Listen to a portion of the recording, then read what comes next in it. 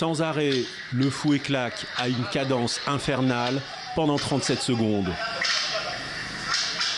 Amina Bicharayaya a le visage fermé, mais c'est bien elle, la première à avoir riposté à cette vidéo diffusée sur les réseaux sociaux il y a quelques jours. La scène remonte à plusieurs mois dans la région du lac Tchad, à Tchoukoutélya. 2 hommes en tenue militaire s'acharnent sur une femme à terre après qu'elle a refusé leur avance sexuelle. La présidente de la Voix de la femme dénonce à la justice ces actes de torture.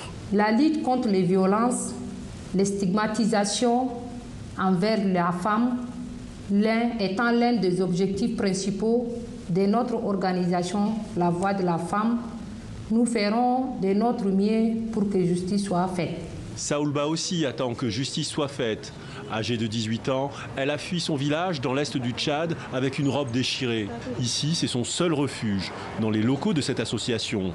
Sous la protection de la juriste Thérèse Mécombé, elle accepte de témoigner. Sur tout son corps, elle porte des marques de sévices infligées par des hommes, ces tortionnaires. Je me suis fait enlever dans mon village où il y a ma famille. Plusieurs hommes m'ont attachée, puis fouettée. Ils ont aussi utilisé des barres de fer pour me faire mal car je ne voulais pas les suivre jusqu'en Libye. J'avais très peur. Aujourd'hui, mes blessures me font encore très mal. En 30 ans d'engagement, la présidente de l'association des femmes juristes constate une recrudescence de cas, comme celui de Salouba. Il y a des dossiers sur lesquels nous travaillons pendant une année, 3 mois, 5 mois.